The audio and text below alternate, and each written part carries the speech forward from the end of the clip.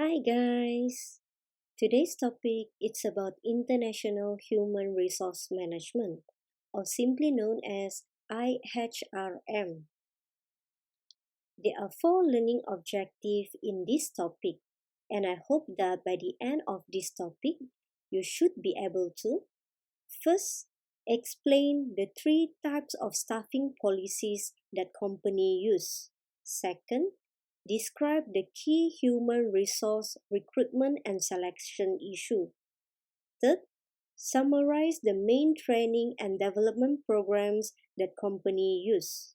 And last, the issues and challenges involved in international human resource management. Before we start with the first learning objective, let's have a brief introduction in international human resource management and follow with a quick comparison between domestic and international human resource management. Human resource management, or HRM, is the process of staffing a company and ensuring that employees are as productive as possible.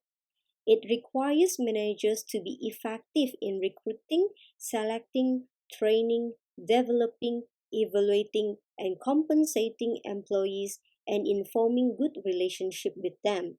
Specifically, in international human resource management, they are concerned over the employment of expatriates. Expatriates refer to citizen or individual of one country who are living and working in another country.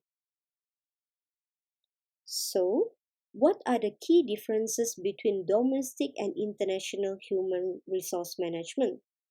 First of all, domestic human resource management focus at the national level or within its own country, hence managing only employees in one nation or country. Whereas international human resource management focuses at the international level or beyond one domestic country, hence managing employees from many nations or countries. Since domestic human resource management only concerned with employees within one location, hence it has a limited human resource management activities in comparison to international human resource management, which is more complicated with the addition of expatriate management. Furthermore, domestic human resource management less complicated as it only exposes to external environments within home country, whereas international human resource management exposes to a different set of external environments in the host country such as culture and institutional factors. Okay, now let's see the three staffing policies available for international human resource management. The customary means by which a company staffs its offices is called staffing policy. Staffing policy is greatly influenced by the extent of a firm's international involvement. There are three main approaches to the staffing of international business operation: ethnocentric, polycentric, and geocentric. Although we discuss each of these approaches as being distinct from one another, companies often blend different aspects of each staffing policy in practice. In ethnocentric staffing, individuals from the home country manage operation abroad. This policy tends to appeal to companies that want to maintain tight control over decision-making in branch offices abroad. Accordingly, those companies try to formulate policy designed to work in every country in which they operate. But note that firms generally pursue this policy in their international operation for top managerial posts, because implementing it at the lower levels is often impractical. This picture shows ethnocentric staffing, which a parent company in the US will send individuals from the US to manage its subsidiary in Mexico. Polycentric staffing: individuals from the host country manage operation abroad. Companies can implement a polycentric approach for top and mid-level managers, for lower-level staff, or for non-managerial workers. It is well suited to companies who want to give national units a degree of autonomy in decision making. This policy does not mean that host country managers are left to run operation in any way they see fit. Large international companies usually conduct extensive training programs in which host country managers visit home offices for extended periods. This exposes them to the company's culture and specific business practices.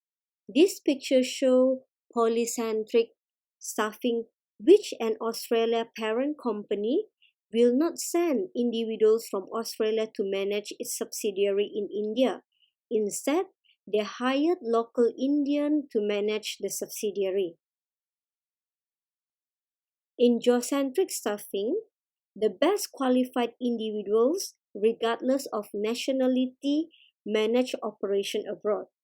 The local operation may choose manager from the host country, from the home country, or from a third country. The choice depends on the operation's specific needs. This policy is typically reserved for top-level managers. This picture shows geocentric staffing, which both the UK parent company and the US subsidiary company will have individuals from different nationalities to manage either the parent or subsidiary company. This table summarizes the advantages and disadvantages for the three staffing policy we discussed earlier. First of all, we discussed the advantages of ethnocentric staffing policy. Firms pursue this policy for several reasons. First, locally qualified people are not always available. In developing and newly industrialized countries, there is often a shortage of qualified personnel that creates a highly competitive local labor market. Additionally, sending individuals from the parent company to the subsidiary also is the transfer of special know-how. This advantage is particularly valuable when that know-how is rooted in the expertise and experience of home country's managers. Furthermore, some companies feel that managers sent from the home country will look out for the company interests more earnestly than will host country's native. Example, Japanese companies are notorious for their reluctance to place non-Japanese manager at the helm of international offices. And when they do appoint a foreigner as the manager, they often place a Japanese manager in the office to monitor important decisions and report back to the home office. Companies that operate in highly nationalistic markets and those worried about industrial espionage also typically find an ethnocentric approach appealing to them. Despite its advantages, ethnocentric staffing has its negative aspect. First, relocating managers from the home country to host country is very expensive. The bonuses that managers often receive for relocating plus relocation expenses for entire families can increase the cost of a manager several times over. Second, an ethnocentric policy can create barriers for the host country office. The presence of home country's managers in the host country might encourage a foreign image of the business.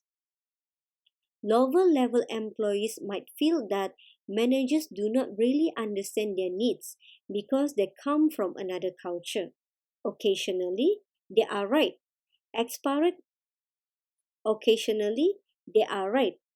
Expatriate managers sometimes fail to integrate themselves into the local culture.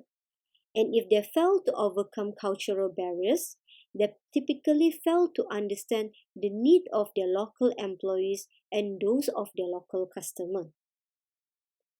Polycentric staffing policy places managerial responsibility in the hand of people who are intimately familiar with the local business environment. Managers with deep cultural understanding of the local market can be an enormous advantage.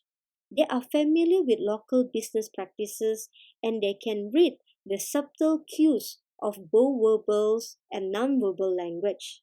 They need not overcome any cultural barriers created by an image of being an outsiders, and they tend to have a better feel for the needs of employees, customers, and suppliers.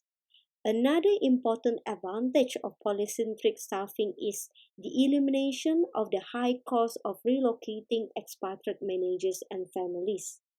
This benefit can be extremely helpful for small and medium-sized businesses, which cannot afford the expenses associated with expatriate employees. However, the major drawback of polycentric staffing is the potential of losing control of the host country operation. When a company employs natives of each country to manage its local operation, it runs the risk of becoming a collection of district national businesses. This situation might not be a problem when a firm's strategy calls for treating each national market differently. It is not a good policy, however, for companies that are allowed or following global strategies. If this company lack of integration, knowledge sharing, and a common image, performance of the company will surely suffer. And last, geocentric staffing policy helps a company to develop global managers who can adjust easily to any business environment, particularly to cultural differences. This advantage is especially useful for global companies who are trying to break down nationalistic barriers, whether between managers in a single office or between different offices. One hope of companies using this policy is that a global perspective among its managers will help them to grab opportunities that may otherwise be overlooked. The downside of geocentric staffing is the expense. Understandably, top managers who are capable both of fitting into different cultures and being effective at their job are highly prized among international companies. The combination of high demand for their skill and the short supply inflates their salaries. Moreover, there is the expense of relocating managers and their families, sometimes every year or two. Naturally, companies try to recruit and select qualified managers and non-managerial workers who are well suited to their tasks and responsibility. But how does a company know the number of managers and workers it needs? How does it recruit the best available individuals? How does it select from the pool of available candidates?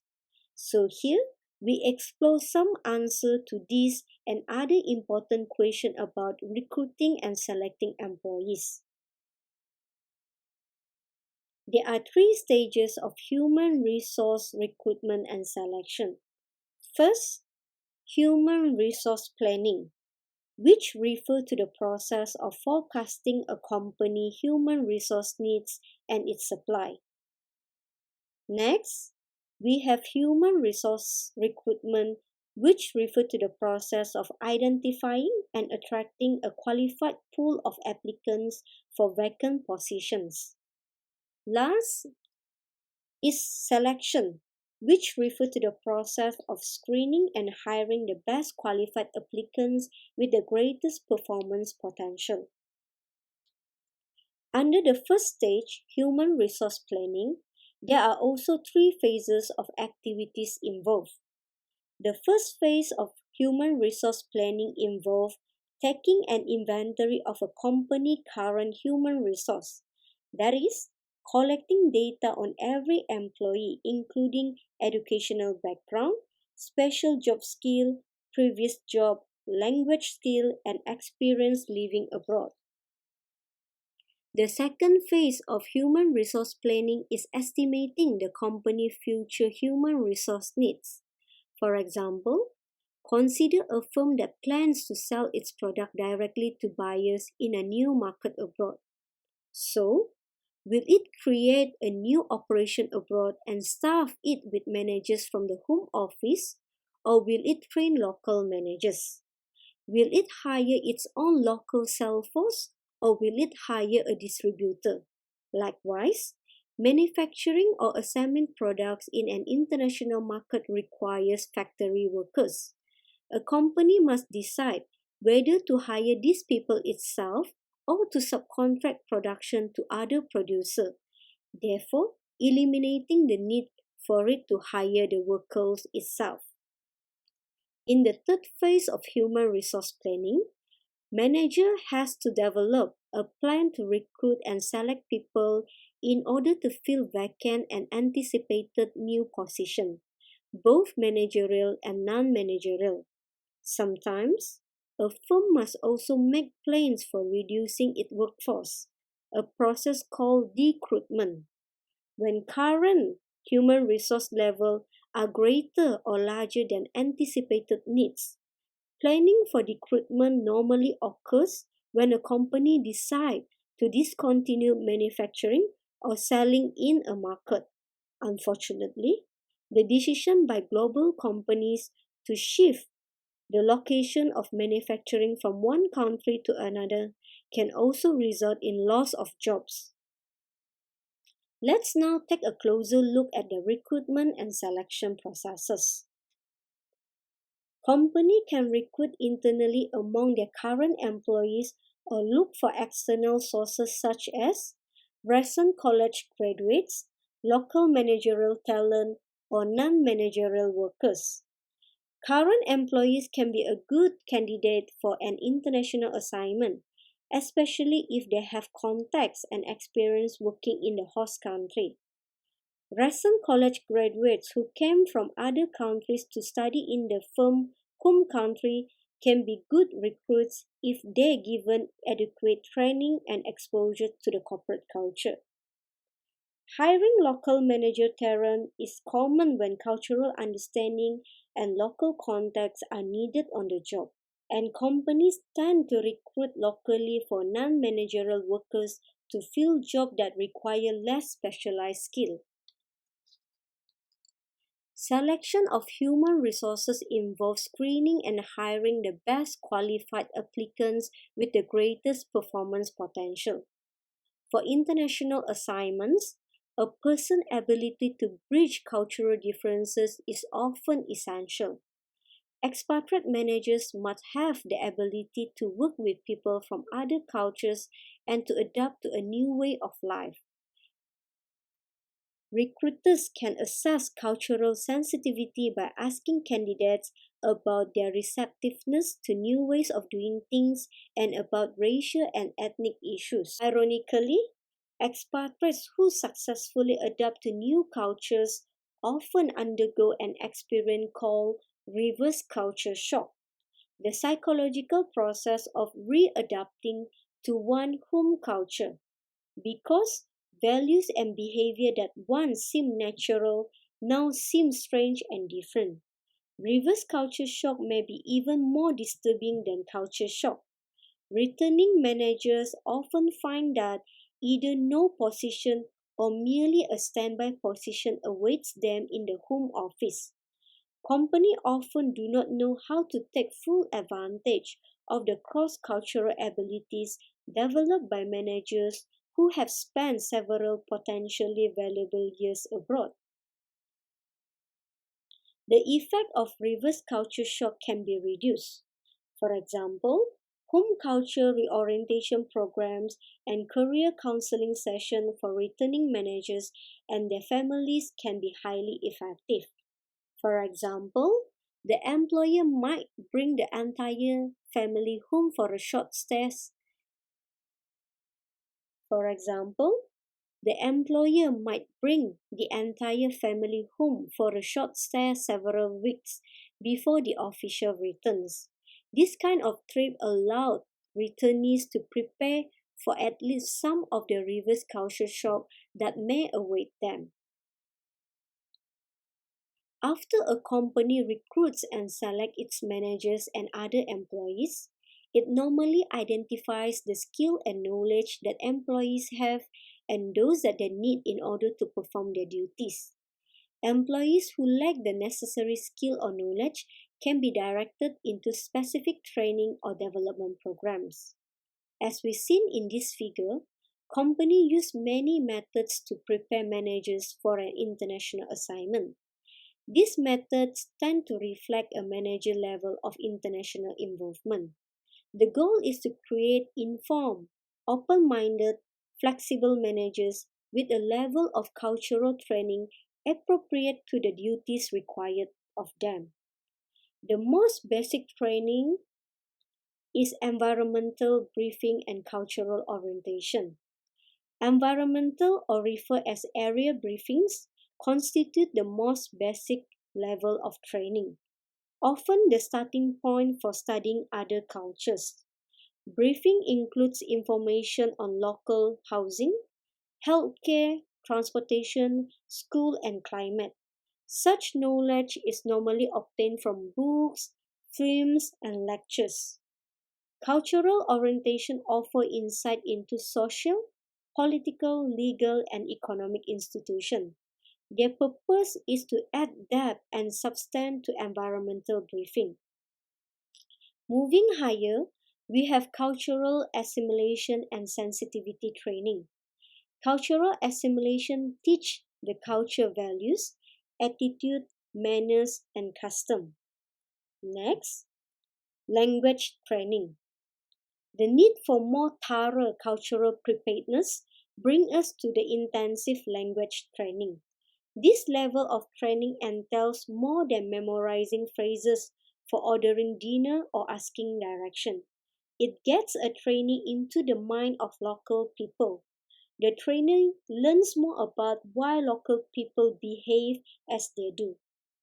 And last, the highest level training is field experience. Field experience means visiting the culture, walking the street of its cities and villages, and becoming absorbed by it for a short time. Okay, now we are in the last part of today's topic, issues and challenges involved in international human resource management. As companies venture into international business, they are often exposed to a set of new external environments, which are different than their home country. This external environment often creates challenges to international business and subsequently to international human resource management because of cultural, political, and legal as well as economic differences. These figures summarize five aspects which could create issues and challenges to international human resource management. They are first compliance to adapt to new labor laws and tax liabilities. Second, a new scope of human resource management, which various law, cultures, norms to be taken into consideration when onboarding and crafting human resource regulation. Third, understanding and maintaining cultural diversity, adapting the business work style to new ideas, new ways of communicating, and unfamiliar social practices. Fourth, benefits and compensation, which is the backbone of any human resource strategy. But in international human resource management, it becomes even more important in focusing the work-life balance of employees. Last, give employees on the job knowledge of skills that are important to do business globally. Here are some examples to illustrate the issues and challenges involved in managing human resource internationally. This picture shows the awkwardness happen when we didn't know whether we should handshake or bow when working in a different culture. The next picture shows Prince William understand the etiquette not to handshake with Muslimah due to religion differences. This picture shows different degree of bow with different meaning, which different bow are for different status and position. And last, former US President Barack Obama gave a kiss on the cheek to a female Brazilian, which is considered totally normal in Brazil, but not in every country, definitely not in Malaysia. Here are some of the rising issues with regard to human trafficking, which happen in many countries, especially in developing countries. This is also known as modern slavery, a sad truth as it still happens in our civilized world. Human trafficking is mainly forced into prostitution and forced labor. Forced labor is usually works in sweatshop, commercial agricultural, domestic situation, and construction site. Manufacturing or assembling products in an international market requires factory workers. This decision frequently raises ethical questions. The general public is becoming increasingly well informed about the fact that global companies make extensive use of subcontractors in low wage countries or nations. Of particular concern is the question of whether subcontractors are taking advantage of sweatshop labor. So we can see that from higher level management to the lower non-managerial workers, it is not easy to manage human resource internationally. One has to be considerate and aware with the differences in order to make things work. That's all for today's topic. Thank you and see you in the next topic. Bye.